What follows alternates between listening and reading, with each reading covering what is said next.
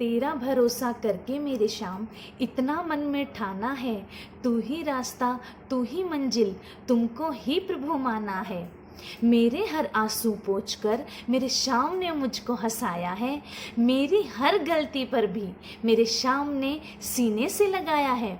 क्यों न भरोसा करूं मेरे श्याम पर, क्योंकि मेरे श्याम प्रभु ने ही मुझको हर हाल में जीना सिखाया है। आप सभी को मेरी राम राम, जय श्री श्याम। श्याम चैनल पे आप सभी का बहुत बहुत स्वागत है।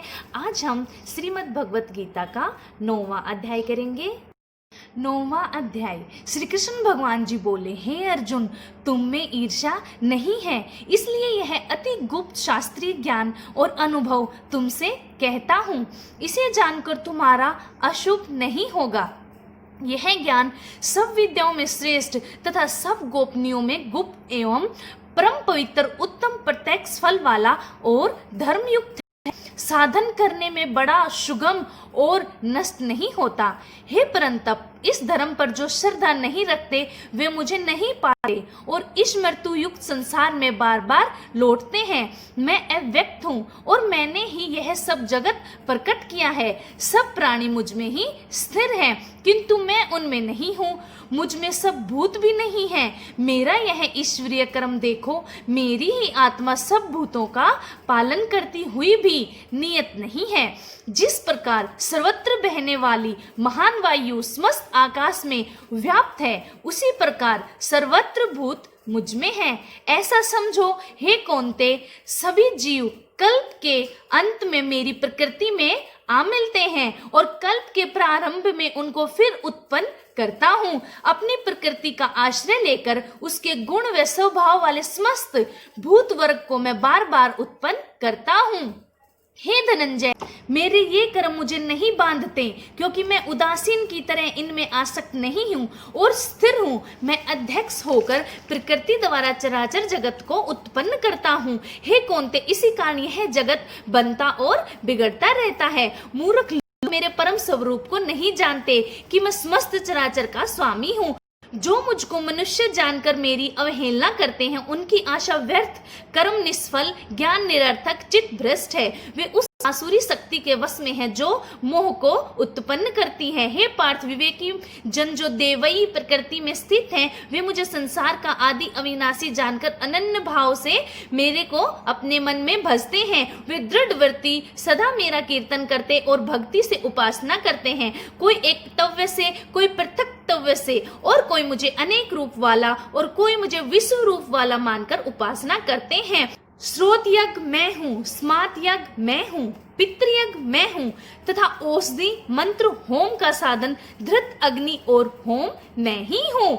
इस जगत का माता पिता, धारण करता पितामह है, जानने योग्य पदार्थ ओंकार, ऋग्वेद, सामवेद और यजुर्वेद भी मैं ही हूँ। गति पालन करता, प्रज्ञा साक्षी, निवास स्थान, रक्षक, उत्पन्न करने वाला, संहार कारक, आधार, परले स्थान और अविनाशी बीज भी मैं ही हूँ। मैं सूर्य रूप से तपता हूँ, मैं ही वर्षा रोकता हूँ और मैं ही वर्षा करता हूँ। तथा हे अर्जुन, मैं ही अमृत और मृत्यु भी मैं ही हूँ तथा सत्य और असत्य भी मैं ही हूँ। तीनों वेदों के ज्ञाता, सोम पीने वाले, पाप रहित यज्ञ द्वारा मेरी पूजा करके स्वर्ग चाहते हैं और इंद्र के पुण्य लोक में पहुंचकर स्वर्ग में देवताओं के योग्य दिव्य सुख भोगते हैं।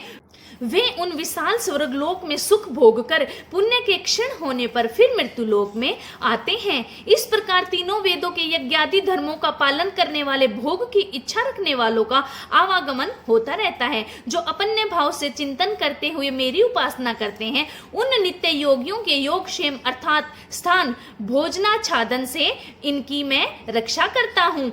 हे कौन्ते, जो दूसरे देवताओं के भक्त हैं और श्रद्धा से उन्हें पूजते हैं, वे भी मेरा ही पूजन करते हैं, परंतु यह पूजन विधि पूर्वक नहीं है। सब यज्ञों का भोक्ता और स्वामी मैं ही हूँ। जो मेरे इस व्रत को नहीं जानते हैं, वे आवागमन से नहीं छूटते हैं। देवताओं के पूजने वाले देवलोक को प्राप्त होते हैं, पितरों के पूजन पितृलोक को पाते हैं, यज्ञादिकों के पुजारी यज्ञ लोक को जाते हैं और मेरा पूजन करने वाले मुझे ही प्राप्त होते हैं। भक्ति से पत्र, पुष्प, फल या जल जो मुझको अर्पण करता है, उस शुद्ध अंतकरण वाले व्यक्ति के भक्ति से दिए हुए पदार्थ को मैं बड़ी प्रसन्नता से ग्रहण करता हूँ। हे कौन्ते, जो तुम करते हो खाते हो वह सब मुझे अर्पण करो। ऐसा करने से कर्म बंधन रूप शुभ अशुभ फलों से मुक्त हो जाओगे और संन्यास योग में युक्त होकर मुक्ति व मुझको अवश्य पाओगे। मैं समस्त भूतों के समान हूँ, न कोई मुझे अप्रिय है और न ही कोई मुझे प्रिय है। जो कोई मुझको भक्ति से भजता है वह मुझ में है और मैं उसमें हूं। यदि कोई दुराचारी भी हो और अनन्य भाव से मेरा भजन करे उसको मैं साधु ही मानता हूं, क्योंकि उसने उत्तम मार्ग ग्रहण किया है। वह शीघ्र ही धर्मात्मा होता है और चिरस्थायी स्थान को पाता है। हे कौन्ते, यह निश्चय करके जानो कि मेरा भक्त कभी नाश को प्राप्त नहीं होता है। हे पार्थ, मेरा आश्रय पाकर नीच कुल में उत्पन्न स्त्रियां, वैश्य और शूद्र भी उत्तम गति को पाते हैं। फिर जो पुण्यवान भक्त राजर्षि और ब्राह्मण हैं उनकी तो बात ही क्या है। अतः इस नाशवान और दुख भरे संसार में जन्म पाकर तुम मेरा ही भजन करो, मुझ में ही मन लगाकर मेरे भक्त बन जाओ। फिर मेरी पूजा और मुझे नमस्कार कर मुझको ध्यान लगाए रखकर मुझ में ही लीन हो जाओगे। इति श्री भगवत गीता शुपनिषद शुभर्मा विद्या योग शास्त्रे श्री कृष्ण अर्जुन संवादते प्रकृति भेदो योगो नाम 9वें अध्याय। 9वें अध्याय का महात्म। एक नगर में श्री सुशर्मा नामक शूद्र रहता था। वह बड़ा पापी और मांस मदिरा आहारी था। जुआ खेले, चोरी करे पर स्त्री गमन करे।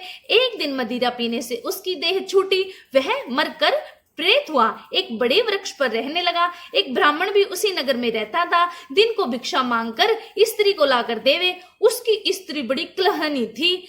समय पाकर उन दोनों ने प्राण त्यागे। वह दोनों मरकर प्रेत हुए। वे भी उस वृक्ष पर आकर रहे जहां प्रेत रहता था।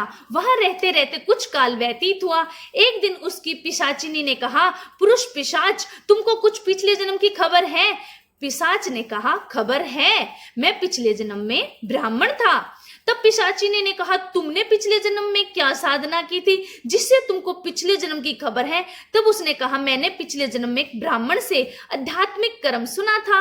तब फिर अध्यात्म कर्म कौन सा है जिसके सुनने से तुम्हें पिछले जन्म की खबर रही? पिशाच ने कहा, मैंने कोई पुण्य नहीं किया, केवल गीता जी के श्लोक का श्रवण किया था। उसका प्रयोजन यह है, एक समय अर्जुन ने श्री कृष्ण से 3 बातें पूछी थी जो गीता जी के 9वें अध्याय में लिखी है। वह 3 बातें पिशाचिनी ने पिशाच से श्रवण करी।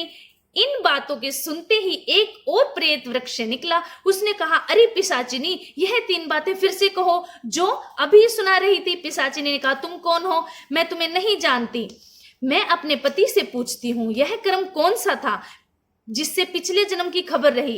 इन बातों के सुनते ही प्रेत की देह छूटी। तत्काल देव देह पाई, स्वर्ग से विमान आए, उन पर चढ़कर बैकुंठ गए। श्री नारायण जी ने कहा, लक्ष्मी जी, यह 9वें अध्याय का महात्म है। जो इसे सुनता है या पढ़ता है वह सीधा स्वर्ग लोक को जाता है। बोलो गीता माता की जय हो।